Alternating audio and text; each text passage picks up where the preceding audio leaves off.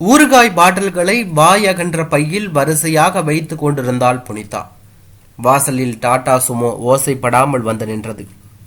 தன்னுடைய பையில் ஊறுகாய் பாட்டில்களை வைத்துக் கொண்டிருந்த ராமலிங்கம், அம்மா, பெரியம்மா வீட்டுக்கார் என்று சொன்னான். புனிதா எழுந்து பார்த்தாள். டிரைவர் முத்து வந்து நின்றான். வா முத்து, ஏதாவது விசேஷமா? சற்று கலவரப்பட்டவளாக கேட்டாள். உங்க அக்கா அவங்கள வர சொன்னாங்க. சரி, வர்றேன் போ. டிரைவர் போயிட்டான். அம்மா, எதுக்கு பெரியம்மா வர சொன்னாங்க? ராமலிங்கம் சுரத்தில்லாமல் கேட்டான். எதுக்குன்னு தெரியல. அவ புது பணக்காரி, பந்தாவை என்கிட்ட தான் காட்டுவா. போய் பார்க்கறேன். நீ உன் பையை எடுத்துக்கிட்டு கிளம்பு. சரிம்மா. ராமலிங்கம் தன்னுடைய ஊறுகாய் பாட்டில் பையை சைக்கிள் கேரியரில் வைத்து கொண்டு விற்பனைக்கு புறப்பட்டான். புனிதாவும் ஊறுகாய் பாட்டிலை பையில் எடுத்துக்கொண்டு விற்பனை செய்ய புறப்பட்டாள். முதலில் அக்காவை பார்க்க போனாள். பங்களா காம்பவுண்டு கேட்டை தாண்டி உள்ளே போகும்போதே அவளுடைய அக்கா ரம்யா போர்டிகோவுக்கு வந்தாள். புனிதாவை பங்களாவுக்குள் அழைக்கவில்லை. எதுக்குக்கா வர சொன்ன? புன்முறுவலோடு புனிதா கேட்டாள். இங்க வரும்போது இந்த பையை தூக்கிட்டு தான் வரணுமா? ஆரம்பமே கடுகடுப்பான கேள்வி. அதை எதிர்பார்க்காத புனிதாவுக்கு முகத்தில் வாட்டம் ஏற்பட்டது. என்னக்கா சொல்ற? நான் வழக்கமா 4 தெரு சுத்தி ஊறுகாய் வைக்கிறேன். நீ வர சொன்னதால தானே வந்தேன். இப்படி வியாபாரம் பண்ண போறேன். கை வீசிட்டா வர முடியும்? போது, நிறுத்து. நீ தெரு தெருவா சுத்துறது எனக்கு மானக்கேடா இருக்கு. நான் ஜீவனம் பண்ண தெரு தெருவா சுத்துறேன். டாக்டர் ஜானகி வீட்டுக்கும் நீ தானே ஊறுகாய் சப்ளை பண்ற? ஆமா. அதுதான் எனக்கு பிடிக்கல. அதுக்கு நான் என்ன செய்யணும்? நீயும் உன் மகனும் ஊரை விட்டு உடனே கிளம்பணும். கையில் தொழில் இருக்கே, எங்கேயோ போய் பொழைச்சிக்கோங்க. தாயும் பிள்ளையும் தெரு தெருவா சுத்தி என் மானத்தை மரியாதையை கெடுக்காதீங்க இங்க. புனிதா அதிர்ந்தே போய்விட்டா. அவள் கண்கள் கலங்கின. என்ன யோசிக்கிற? அக்கா வசதியா இருக்காளே, நாம அப்படி இல்லையேன்னு நினைக்கிறியா? அது உன் தலையெழுத்து. இதை சொல்லத்தான் கூப்பிட்டியா? ச்சே, நீ ஒரு மனுஷி. தூ. புனிதா வெறுப்போடு துப்பிவிட்டு திரும்பி வேகமாக நடந்தாள். அவள் மீது ரம்யாவுக்கு கோபம் வர காரணமே, மாதந்தோறும் டாக்டர் ஜானகி வீட்டுக்கு 2 பாட்டில் ஊறுகாய் சப்ளை செய்கிறாள் புனிதா. அந்த டாக்டர் ஜானகி ரம்யாவுக்கு ஃபேமிலி டாக்டர். ரம்யாவும் புனிதாவும் அக்கா தங்கை என்பதை யாரோ டாக்டர் அம்மாவிடம் சொல்லவும், புனிதாவை பற்றி டாக்டர் அம்மா ரம்யாவிடம் கேட்டுவிட்டாள். அது ரம்யாவுக்கு மானக்கேடாகிவிட்டதாம். அவள் கௌரவத்தை புனிதா கெடுப்பதாக நினைக்கிறாள். அதன் விளைவு, புனிதாவை ஊரை விட்டு போக சொல்லிவிட்டாள். ஒரு தையல் தொழிலாளியின் மகள்களாக ரம்யா, புனிதா கஷ்ட ஜீவனத்தில் இருந்தவர்கள். ரம்யாவின் கணவன் பாஸ்கரன் சாதாரண டீ கடை நடத்தியவன். சீட்டு கம்பெனி ஆரம்பித்து ஓஹோவென்று வந்துவிட்டான். புனிதா ஒரு மில் தொழிலாளிக்கு மனைவியானாள்.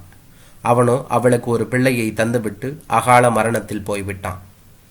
வசதியாக வாழும் அக்கா ரம்யா உதவி செய்வாள் என்று நம்பி போன போது, நீ ஒரு பீட, உன் தலையெழுத்து இப்படியாச்சு, உனக்கு ஒரு உதவியும் செய்ய முடியாது, ஏதாவது கூலிக்கு போய் பொழப்பு நடத்து என்று இழிவாக பேசி விரட்டிவிட்டாள். வேதனை தீயில் கருகிய புனிதா குழந்தை ராமலிங்கத்தை வளர்க்கப்படாத பாடுபட்டாள்.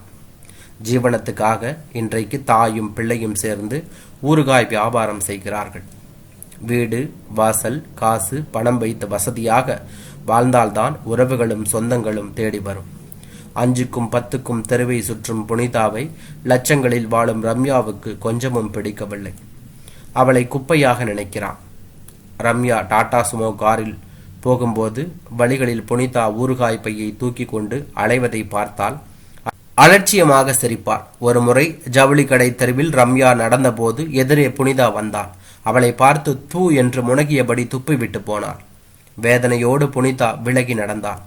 காலத்தின் வேகம் மனித வாழ்க்கையில் எத்தனையோ மாற்றங்களை செய்து விடுகிறது. அப்படி இருக்க ரம்யா குடும்பம் மற்றும் விதிவிலக்கா முடியுமா? இரவு 10 மணி.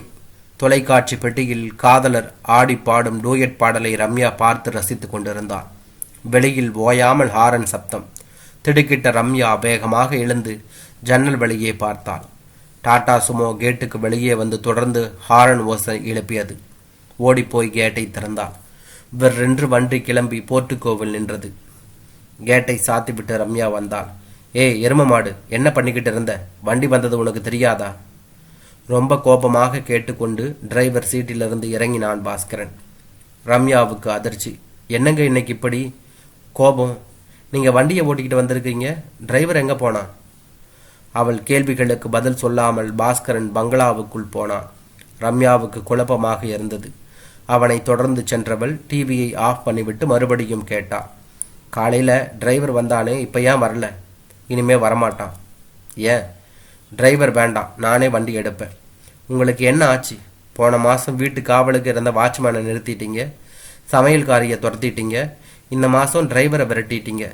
என்ன எரும மாடுன்னு கோபமாக திட்டுறீங்க.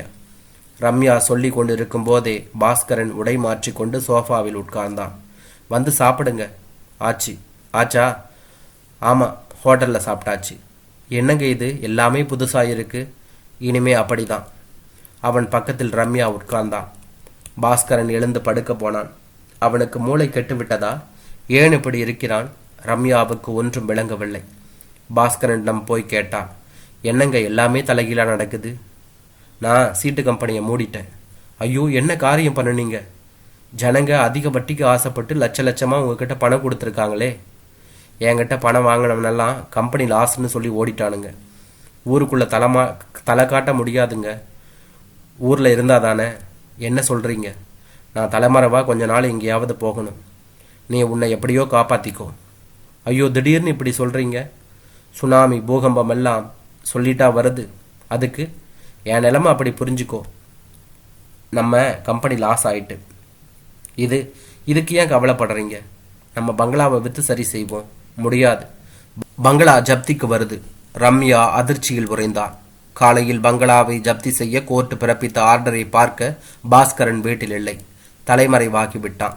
கட்டிய புடவையோடு ரம்யா தெருவில் நின்றாள். அவள் வாழ்ந்த கோபுரம் சாய்ந்து விட்டது. எங்கே போவது யோசித்தாள். அவளை தெருவே வேடிக்கை பார்த்தது. வெட்கம் புடுங்கி தின்ன டாக்டர் ஜானகி வீட்டுக்கு நடந்தாள். அழைப்பு மணி சுவிட்சை அழுத்தினாள். கதவை திறந்த சமையல்காரி வாங்கம்மா என்றாள். டாக்டர் அம்மாவை பார்க்கணும், அவங்க சிங்கப்பூர் போயிருக்காங்க. ரம்யாவுக்கு மேலும் ஒரு அடி. இனி எங்கே போவது? சிந்தனையில் நடந்தவளுக்கு தங்கை புனிதா நினைவு வந்தது. வீட்டை தேடி போனாள். பழைய ஓட்டு வீடு. புனிதா ஊறுகாய் பையுடன் விற்பனைக்கு புறப்பட்டு கொண்டிருந்தாள். அவளை பார்த்ததும் ரம்யா அழுதாள். அக்கா வா வா. என்னாச்சு? எதுக்கு அழற?